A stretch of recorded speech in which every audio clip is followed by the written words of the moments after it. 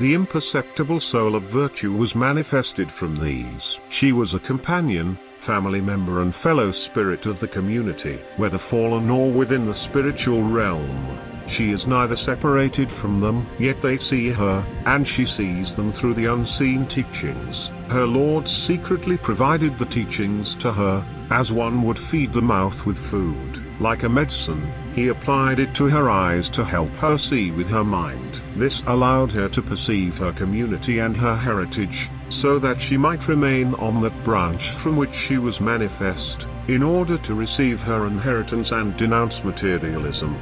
Missing text. He dwelled. Missing text. Having, missing text, dedicated followers. These followers, missing text, those who were truly born from him call the servants of their Lord their companions. But when the spiritual soul was cast within the physical body, she became a companion of lust, hatred and enviousness, and the materialistic mind. Thus the physical body manifested through lust, and lust manifested from materialism. It is for this reason that the soul became their companion. But they are outcasts, having no authority coming from the Creator. Their inheritance comes only from their mother. Thus, when the soul desires to gain from the outcasts, what is received from the outcasts become pride, passion, sensual pleasures, hatred, enviousness, vanity and nonsense. After allegations of missing text, impropriety, he banned her and sent her to the den of iniquity. Because, missing text, her debauchery, she abandoned modesty, and now she faces life and death. Of these two, everyone makes their own choices. One might then descend into alcoholism and depravity, for drink is the depraver. Because pleasure and attractive rewards deceive her, she forgets her Creator and family members. After leaving behind knowledge, she falls into animal life. For a senseless person lives as an animal, not understanding what is appropriate. Yet regardless, the gentle follower will joyfully inherit from the Creator, and the Creator rejoices over such a follower because he is honored on their behalf by the multitudes. The follower seeks to multiply those things that have been given. Because the outcasts, missing text, combine through their missing text. For when thoughts of lust enter a pure person, that person becomes contaminated. Then their greed can't be moderated. When chaff is mixed with wheat, the chaff is not contaminated as the wheat is. When they are blended together, no one will buy this wheat because it is contaminated. Yet they will still plead to give them the chaff. As they see the wheat blended into it, they will cast it out with the rest of the chaff. Then they will toss it out with all the rest of the chaff, mixing chaff with everything else. But a pure seed is kept in storehouses that are secure. We have spoken about all these things. The Creator alone lived prior to anything becoming manifest. This was before the universes were created and before the material world was manifest, and before the manifestation of the demigods and their authority. Missing text, manifest, missing text, and missing text. Thus, nothing existed without his intention. The Creator wished to reveal his opulence and his glory, so he created a great competition within this material universe. He manifested the competitors, and arranged for the competitors to appear in the world and then lose those things that appeared, and despise those things by developing superior imperceptive wisdom, allowing an escape to the living one. Regarding those who compete with us as adversaries, through our wisdom we become the victors over their ignorance, since we already know the unfathomable one who created us. In this world we have nothing except the authority manifest to us by the universe. This includes those for which materialistic death occurs, revolving around individual, missing text, materialism. We have indeed been troubled by the material world. Although we are not interested in them blaming us, we ignore them as they blaspheme us. When they point their blame at us, we see them but do not speak. For while they endeavor in their occupations, we are met with hunger, thirst and gaining refuge at that place where our actions and consciousness seek, not hanging on to the temporary things, but withdrawing from them. Our hearts are fixed upon things that exist, though we are afflicted, weak, sore. Yet hiding within us is great power. Our soul is afflicted because she resides within a house of destitution. Materialism smacks her eyes, wanting to blind her. So she seeks the doctrine and like a medicine, applies it to her eyes to cast away missing text, thinking with missing text, blindness within missing text. Once she is again in ignorance, it is totally dark and materialistic. Then the soul, missing text, the doctrine hourly, like medicine, applying it to her eyes so she can see.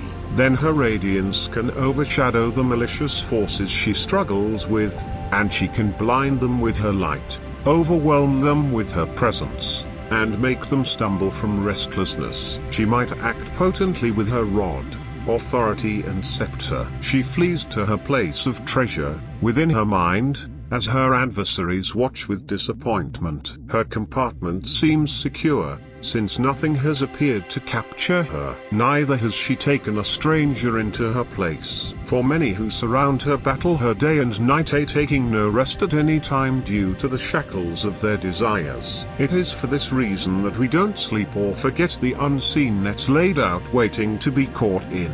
For if we are caught in a single net, it will draw us down into its mouth, while the water rises above us and washes over our face. Then we will be drawn down into the dragnet and be caught within it, due to the high waters that flow over us downward from above, drowning our hearts within the dirty mud.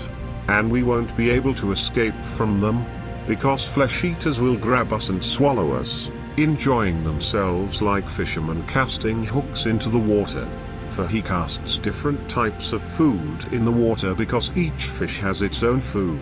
After sniffing it and pursuing the scent, he bites. But the hook hidden within a bait snatches him and jerks him up forcefully from the deep waters. Catching that fish within the deep waters cannot be done except through the guise of the bait on the hook. It is like this fish that we live in this material world. The adversary watches us and lies in wait like the fisherman, wanting to seize us, to enjoy swallowing us. Thus he manifests different foods before our eyes, other things of this material world. He wants to have us desire one of them and have a little taste, so he can ensnare us with his hidden poison and take us from freedom into slavery.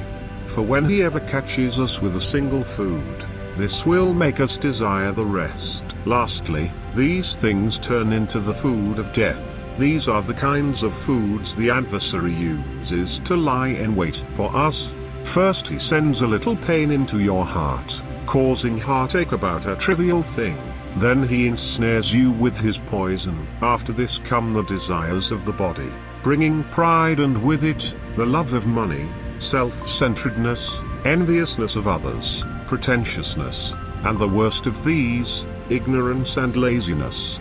All these things are appealingly prepared by the adversary and dispersed through the body. These intend to draw the soul's mind toward one of them and overcome her, just as the hook aid to pull her forcefully into ignorance. This deludes her until she embraces evil and brings forth the fruits of materialism, and acts with wretchedness in the pursuit of a myriad of desires and self-centeredness, being seduced by the pleasures of the body. Yet the soul who has tasted these things may realize these attractive passions are fleeting. She has learned about wickedness, but she escaped them and had a change of heart. Subsequently, she comes to despise that existence because it is fleeting. Then she searches for the foods that will bring her life, leaving behind those illusory foods. Then she learns about her illumination as she removes this material world from herself. Meanwhile, her true form clothes her from within. Her matrimonial clothing is placed upon her with the beauty of the spirit, rather than the pride of the flesh. Then she learns about the depth of her existence and becomes part of her fold, as her shepherd stands in the doorway. In return for the shame and scorn she received in the material world, she receives 10,000 times the mercy and joy. She left the body to those who gave it to her, and they were ashamed. Meanwhile, the merchants of the body sat down and cried, for they could not render business with that body, nor could they find any stock outside of it. They had worked hard to shape the body of this soul, intending to eliminate the unseen soul. As a result, they were ashamed of their efforts. They suffered, losing the one for whom they had worked. They did not realize that she has an invisible spiritual body. They thought, we are her shepherd who provides for her. Yet they didn't realize she knew another path, one that is hidden from them. This is what the true shepherd had taught her through knowledge. But these ignorant ones do not seek God. They also don't seek their home or their place of refuge. Instead, they live like animals. Their wickedness exceeds the pagans. First of all, they don't seek God.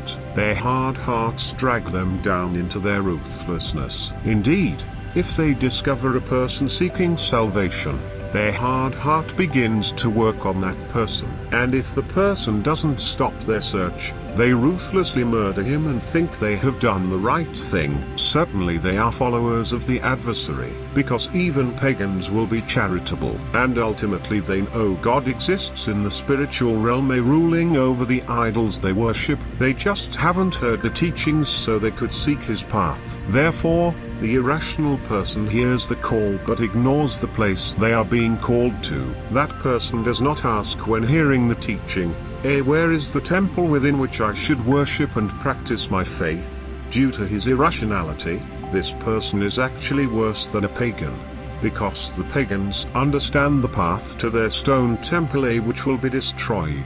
They worship the idol their hearts are set on because they have faith. But the irrational person, to whom the teachings have taught, I seek and investigate the paths you should take, because there is nothing better than this. In the end, what makes the heart hard impacts the spirit, together with the power of ignorance and the wickedness of wrongdoing. These do not allow the spirit to rise up, preventing the person from working to understand what there is to learn about trusting in him. Yet the rational soul who has worked hard in her search came to know God. She worked on learning and endured the body's suffering, her feet worn from following after the teachers as she learned about their mysterious one. She discovered her rising. She took shelter in him who provides shelter. She lounged in the temple. She consumed the feast she had hungered for. She devoured the eternal food. She found what she was searching for. She took refuge from her suffering, and the light that illuminates her never sets, as it belongs to the glory and the power and the revelation forever and ever. Amen.